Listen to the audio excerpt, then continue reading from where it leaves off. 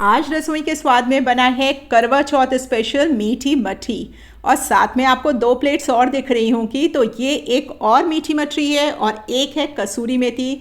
क्योंकि आने वाले हैं बहुत सारे फेस्टिवल्स, दिवाली से लेकर के 4-5 दिन बहुत बिजी होते हैं। तो उसमें आप अपने घर वालों को और अपने गेस्ट को पानी पीने के लिए खिलाइए ये मीठी मछलियाँ और चाय के साथ सर्व करिए ये क्रिस्पी, टेस्टी और बिल्कुल परफेक्ट बनी हुई मुंह में घुलने वाली ये कसूरी मेथी की मछली। बिल्कुल प्रॉपर टिप्स ट्रिक्स के साथ और मेजरमेंट्स के साथ आप लोगों के साथ ये रेसिपी शेयर करने जा रही हूँ। तो रेसिपी पूरी देखिएगा, आप भी बिल्कुल परफेक्ट हलवाई स्टाइल मछलियाँ बना के तैयार कर सकते हैं अपने घर में और अपने घर वालों को इस फेस्टिव सीजन में घर का बना हुआ खिलाइए। क्योंकि घर का जो बना हुआ होता है वो शुद्ध तो होता ही है, साथ ही साथ आपने इतने प्यार से बनाया होता है तो वो और अच्छा हो जाता है। हेलो फूडीज, वेलकम टू रसोई का स्वाद। कैसे हैं आप सब? होप करती हूँ आप सब बहुत अच्छे होंगे। अपना और अपनों का ख्याल रखिए।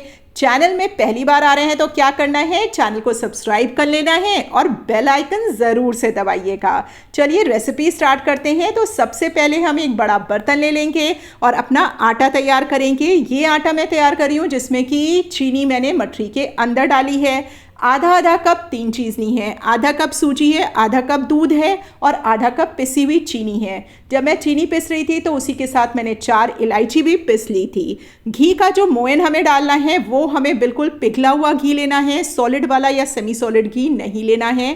3 चम्मच घी डाल दिया है और 1.5 कप मैंने मैदा लिया था। मैदे को छान ज़रूर लीजिएगा। सारी चीज़ों को डालेंगे और इसके बाद इन सारी चीज़ों को केवल हमको इकट्ठा करना है। तो ये रही हमारी फर्स्ट टिप। फर्स्ट टिप क्या है? मछली का, तीनों ही मछलियों का आटा लगाते टाइम एक चीज़ का ध्यान रखिएगा कि हमको सिर्फ आटे को इकट्ठा करना है, बस कंबाइन कर देना है और इसके बाद इसको रेस्ट करने के लिए रख देना है। बहुत ज़्यादा रोटी और पराठे के आटे की तरीके से हमको मल के गूंथ करके इसको तैयार नहीं करना है। जब ये आटा आप लगा रहे होंगे आपको इस टाइम थोड़ा सा ये लूज़ लगेगा, लेकिन जब आप इसको रेस्ट करने के लिए रख देंगे, क्योंकि इसमें हमने सूजी डाली है तो वो फूल जाएगी और आपका आटा टाइट हो जाएगा। चलिए, एक आटा बन करके तैयार हो गया है। दूसरा आटा हम तैयार करते हैं। तो ये हमारा सादी मछली का आटा बन रहा है जिसके ऊपर हम शुगर कोटिंग करेंगे। तो इसके लिए मैंने ये 1 कप मैदा लिया है, छान लिया है मैदा। 1/4 कप सूजी डाली है और 1/4 कप डेसिकेटेड कोकोनट डाल दिया है। ऑप्शनल है, डेसिकेटेड कोकोनट डालिएगा तो स्वाद और ज़्यादा बढ़ जाएगा, लेकिन अगर आप नहीं डालना चाहते हैं तो 1/4 कप मैदा आप बढ़ा दीजिएगा। ध्यान रखिएगा मैं क्या बोल रही हूँ, 1/4 कप मैदा हमको बढ़ा लेना है। 3 चम्मच हमने इसमें पिघला हुआ घी डाला है। पहले आप 2 चम्मच डालिएगा, फिर इसके बाद अगर आपको ज़रूरत लगे तो आप और मोयन डालिएगा। एक साथ मोयन नहीं डालिएगा, लेकिन क्योंकि कभी कभी मैदे की क्वांटिटी पे डिपेंड करता है। अगर आपने डेसिकेटेड कोकोनट डाला है तो थोड़ा सा मोयन ज़्यादा लगेगा, अगर आप उसको स्किप कर रहे हैं तो उतना मोयन शायद नहीं लगेगा। थोड़ा थोड़ा पानी डालेंगे और बिल्कुल जैसे मैंने आपको बताया सिर्फ आटा आपको कंबाइन करना है। हल्का सा पानी ज़्यादा रखिएगा, बिल्कुल बहुत ज़्यादा नहीं रखिएगा, क्योंकि हमने सूजी डाली है और रेस्ट करने के लिए रखेंगे तो सूजी फूलती है, तो आपका आटा बहुत ज़्यादा टाइट ना हो जाए। तो बस आटे को हमने कंबाइन किया और देखिए इतना पानी हमारा बच गया है। रेस्ट करने के लिए रख दिया है। अब हम अपनी कसूरी मेथी का आटा लगा लेते हैं। तो ये मैंने 1.5 कप लिया है मैदा। कोई भी एक कटोरी या 1 कप, मेजरिंग कप और स्पून्स हो तो बहुत ही अच्छी बात है, नहीं तो कोई भी एक कप या कोई कटोरी अपने घर की नाप लेने के लिए रख लीजिएगा। इसी से आप सारा मेजरमेंट करिएगा। तो इसमें मैंने 1.5 कप लिया था मैदा और आधा कप इसमें मैंने डाल दी है सूजी। अब मैंने 2 बड़े चम्मच लिए थे कसूरी मेथी के। आपके टेस्ट के ऊपर डिपेंड करता है, मुझे कसूरी मेथी थोड़ी ज़्यादा पसंद है तो मैंने इसमें ज़्यादा डाली है। और आधा चम्मच मैंने इसमें अजवाइन का डाला है। सारी चीज़ों को हाथ से रब करिएगा तब डालिएगा। नमक मैंने 3/4 चम्मच से थोड़ा सा कम रहा होगा, इतना डाला है।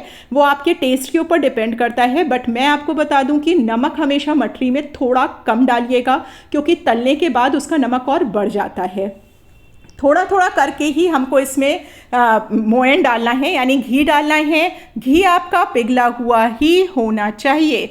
एक चीज़ और बता दूं यहाँ फ्रेंड्स कि आप चाहें तो इसमें रिफाइंड ऑयल का भी डाल सकते हैं मोयन, कोई भी ऐसा तेल ले लीजिए जिसमें स्ट्रॉन्ग स्मेल ना हो, डाल सकते हैं। लेकिन मैं कहूँगी कि आप देसी घी का ही मोयन डाल करके बनाइएगा, क्योंकि जो देसी घी होता है ना, जब आप कुछ दिन के लिए मठरियाँ रख देते हैं तो कई लोग ऐसा कहते हैं कि 2-3 दिन के बाद उसमें से एक स्मेल आने लग जाती है ऑयल की। लेकिन अगर आप देसी घी का मोयन डालते हैं तो ऐसी कंप्लेन नहीं होती है, ऐसा आपको नहीं फील होगा। बिल्कुल उसी तरीके से हम थोड़ा थोड़ा पानी डालेंगे।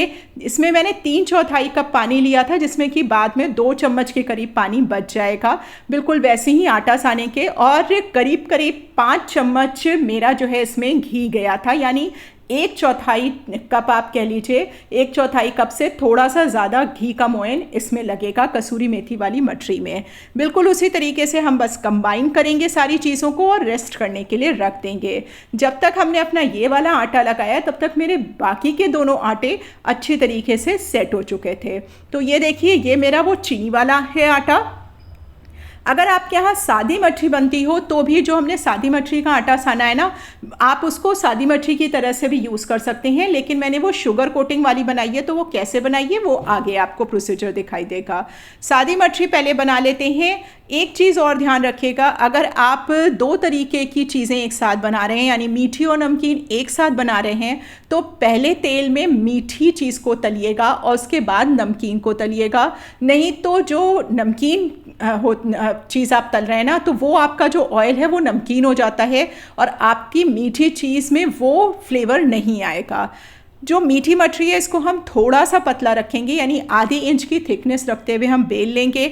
इसके बाद कोई भी एक कटोरी, ग्लास, कोई भी शार्प चीज़ ले लीजिए, या आपके पास कुकी कटर हो वो आप ले लीजिए। उससे मैंने ग्लास से एक सेट कर ली थी, शार्प सी थी, उससे मैंने अपनी सारी मठरियाँ कट की हैं। ये आपके ऊपर डिपेंड करता है कि आप कितना बड़ा शेप और साइज़ रखना चाहते हैं। जो ये प्लेन मठरी है इसको हम फोक की हेल्प से प्रिक कर देंगे, जिससे कि ये जो है फूले नहीं जा करके और ये क्रिस्पी बनी रहे। अब ये हम वो वाली मठरी बना रहे हैं जो कि हमने आटे में ही चीनी मिलाई थी। इसको हम थोड़ा सा मोटा रखेंगे जिससे कि ये थोड़ा सा बिस्किट का टेस्ट दे। तो इसको हमने थोड़ा मोटा रखा है, करीब 1 इंच से थोड़ा सा थिक ही रखिएगा, 1 इंच के करीब की थिकनेस है। अभी मैं आपको दिखाऊंगी। ये देखिए, इतना थिक मैंने रखा है और इसको मुझे प्रिक करने की ज़रूरत नहीं है, मतलब इसमें फोक की हेल्प से आप कोई भी छेद नहीं बनाइएगा। अब दूसरी चीज़ आती है, जो दूसरा टिप होता है वो ये है कि आपका ऑयल का टेम्परेचर कैसा है। देखिए, जब मैं ये मठरियाँ डाल रही हूँ तो बहुत हल्की हल्की से बबल्स आ रहे हैं। बिल्कुल ऐसे ही टेम्परेचर होना चाहिए, यानी मीडियम फ्लेम का गर्म होना चाहिए। आपका जो हॉट है वो ऑयल जो है वो मीडियम हॉट होना चाहिए। इसके बाद इसको मीडियम फ्लेम कर दिया है, क्योंकि मैंने मठरियों की क्वांटिटी थोड़ी ज़्यादा डाली है और मैंने एक फ्लैट कढ़ाई ली थी। आप डीप कढ़ाई ले रहे हैं तो भी उतनी ही मठरियाँ एक बार में डालिएगा जितनी अच्छी तरीके से सिक जाएं। तो बस मैंने उसको मीडियम फ्लेम करके रख दिया है, क्योंकि हमारी मठरियाँ ज़्यादा हैं। एक चीज़ और ध्यान रखिएगा फ्रेंड्स, अगर आप बिल्कुल लो पे अगर आप अपनी मठरियों को तलते हैं ना, तो आपकी मठरियाँ कड़ी हो जाती हैं थोड़े टाइम के बाद। तो जो फ्लेम है ना, उसका भी बहुत ज़्यादा ध्यान रखना होता है कि फ्लेम हाई भी नहीं होनी चाहिए और एकदम लो भी नहीं होनी चाहिए, लो और मीडियम के बीच में होनी चाहिए। कसूरी मेथी के साथ भी बिल्कुल हम वही करेंगे, बेल लेंगे, जितनी थिकनेस आपको रखनी है रख लीजिए और इसको हम फोक की हेल्प से प्रिक ज़रूर करेंगे, छेद ज़रूर बना दीजिएगा, जिससे कि आपकी मठरियाँ फूले नहीं और वो क्रिस्पी बनी रहें। आइए हम अपनी मठरियों का हाल देख लेते हैं जो हमने गैस पे चढ़ाई हुई है। एक चीज़ का ध्यान और रखिएगा कि जब आप मठरियों को डाल रहे हों तुरंत ही आप उसमें कलछी या जो भी आपका जिससे आप पलटने वाले हैं वो आप तुरंत कोई भी उसमें स्पून नहीं लगाएंगे। जब वो अपने आप से ऊपर आने लग जाएगी ना, थोड़ी देर के बाद आप देखेंगे कि वो अपने आप से फ्लोट करने लग गई है। जब वो फ्लोट करने लग जाए और आपको लगे कि एक तरफ से अच्छा सा सुनहरा सा कलर दिख रहा है, तभी उसको पलटिएगा। ऐसा करने से आपकी जो मठरियाँ हैं वो टूटेंगी नहीं, बहुत अच्छी बनेंगी और क्रिस्पी बनेंगी। तो ये देखिए, हमारी मठरियाँ सादी वाली बन करके तैयार हो गई हैं। अगर आपके यहाँ सादी बनती हो तो बिल्कुल आप इसी तरीके से रख सकते हैं। अब हम अपनी मीठी मठरियाँ बना लेते हैं, जिसमें हमने चीनी डाला हुआ है। एक चीज़ का ध्यान यहाँ रखिएगा, अगर आप सारी चीज़ें एक साथ कर रहे हैं तो एक बैच निकालने के बाद दूसरे बैच के बीच में ये ध्यान रखिएगा कि आपका ऑयल का टेम्परेचर बहुत हाई तो नहीं हो गया है। अगर आपका तेल बहुत ज़्यादा गर्म हो गया हो तो थोड़ी देर के लिए फ्लेम बंद कर दीजिए। जब वो थोड़ा सा मीडियम हॉट बचे तब आप ऑन करके फिर आप अपनी मछलियों को उसमें डालिएगा, नहीं तो पहला बैच तो आपका क्रिस्पी निकलेगा, दूसरा बैच उतना क्रिस्पी नहीं निकल पाएगा। अब हम सारी मछलियाँ इसी तरह से तल लेंगे जैसे मैंने अभी आपको बताया कि आपको फ्लेम कैसी रखनी है, आपको टेम्परेचर कितना रखना है, आपका ऑयल का टेम्परेचर कैसा होना चाहिए, सारी चीज़ों का आप ध्यान रखिएगा और आप इसी तरीके से अपनी सारी मछलियाँ निकाल लीजिएगा। अच्छे से गोल्डन क्रिस्पी होने तक, दोनों साइड से अच्छा सा कलर आ जाए तब तक हमको इसको तल लेना है। तेल की क्वांटिटी थोड़ी ज़्यादा रखिएगा, तभी आपकी जो है मछलियाँ बहुत अच्छी बन करके तैयार होंगी। मीठी मछली के लिए चाशनी बना लेते हैं। तो जो ये चाशनी है ये हमको जो एक मोटा तार होता है ना, यानी दो तार वाली बनने से पहले वाला जो कंडीशन होती है उतना सिरप हमको इसका तैयार करना है। तो मैंने जितनी मछलियाँ तैयार की थी उसमें मेरा ये शुगर सिरप एकदम एग्जैक्ट बन करके तैयार हुआ था। तो 2/3 मैंने चीनी ली थी और 1/3 इसमें पानी डाल दिया था।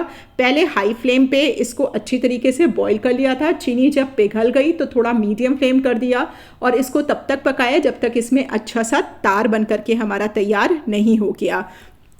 तो अभी आप देखेंगे कि कितना अच्छा तार इसमें बस चाशनी का अच्छी तरह से ध्यान रखिएगा कि ये 2 तार वाली ही जो चाशनी होती है या एक मोटे तार वाली जो चाशनी होती है उतनी आपकी चाशनी ज़रूर बने, नहीं तो फिर वो अच्छी तरह से कोट नहीं होगी और आपकी जो मठरियाँ ना वो चिपचिपी सी हो जाएंगी, वो अच्छी सूखी सी अच्छी चाशनी ली हुई मीठी मछलियाँ नहीं बन पाएंगी। तो बस इसी तरीके से आप अपनी चाशनी तैयार कर लीजिए। उसके ऊपर जब ये चाशनी तैयार हो जाए तो गर्म ही गर्म चाशनी में, क्योंकि अगर आपने इसको ठंडा किया ना तो ये जम जाएगी और फिर ये बूरा बन जाएगी, तो इसीलिए जब वो गर्म होना तभी हमको इसके अंदर जो है अपनी मछलियों को डालना होगा। दोनों साइड से अच्छी तरह से कोट करिए, निकाल लीजिए। मैंने थोड़ा सा और उसको अट्रैक्टिव बनाने के लिए थोड़े से पिस्ते और बादाम को बिल्कुल बारीक कट कर लिया था, एकदम बिल्कुल बारीक उसको कर लिया था और उसको थोड़ा सा ऊपर से डाल दिया है। तो जो चाशनी जब गीली थी तो वो सारे ड्राई फ्रूट्स ऊपर से चिपक गए, जिससे कि वो और ज़्यादा अट्रैक्टिव लगने लग गई। खाने में तो ये बहुत क्रिस्पी और बहुत अच्छी बनी थी, साथ ही साथ ये अट्रैक्टिव भी बहुत लगने लग गई। तो फ्रेंड्स, होप करती हूँ आज की जो ये रेसिपी है, तीनों ही मछलियों की रेसिपी आपने पूरी देख ली होगी, सारे टिप्स और ट्रिक्स आपने अच्छी तरीके से सुन ली होगी, आप उसको फॉलो करेंगे। अगर आप, मेरी गारंटी है, अगर आपने इसी तरीके से बिल्कुल स्टेप बाय स्टेप जैसे मैंने बताया है बिल्कुल वैसे ही अगर आप अपनी मछलियाँ बनाते हैं तो बिल्कुल हलवाई स्टाइल क्रिस्पी बहुत अच्छी सी मछलियाँ आपकी बन करके तैयार होंगी और सभी लोग आपसे इसकी रेसिपी ज़रूर ज़रूर ज़रूर पूछेंगे। तो आपको तब क्या करना है, आपको मेरी ये रेसिपी का लिंक उनको शेयर कर देना है और साथ ही साथ अगर आप इन्हें बना रहे हैं तो मुझे टैग करना बिल्कुल मत भूलिएगा। मेरे इंस्टाग्राम पेज पे या फेसबुक पेज पे आप मुझे फॉलो कर सकते हैं। आप देख सकते हैं कितनी अट्रैक्टिव और अच्छी मछलियाँ लग रही हैं। तोड़ करके भी दिखाऊंगी कि कितनी क्रिस्पी ये बनी है, कितनी परफेक्ट बनी है। तो फ्रेंड्स, होप करती हूँ कि ये रेसिपी आपको अच्छी लगेगी। ट्राई करिएगा तो मुझे ज़रूर बताइएगा, कमेंट बॉक्स में ज़रूर बताइएगा। कोई चीज़ अगर आपको इसमें पसंद ना आ रही हो तो भी कमेंट ज़रूर करिएगा, लेकिन कमेंट ज़रूर करिएगा। पसंद आ रही हो तो लाइक करिएगा, ना पसंद आ रही हो तो डिसलाइक कर दीजिएगा। फिर मिलती हूँ एक नई रेसिपी के साथ, तब तक के लिए bye bye, take care, thank you.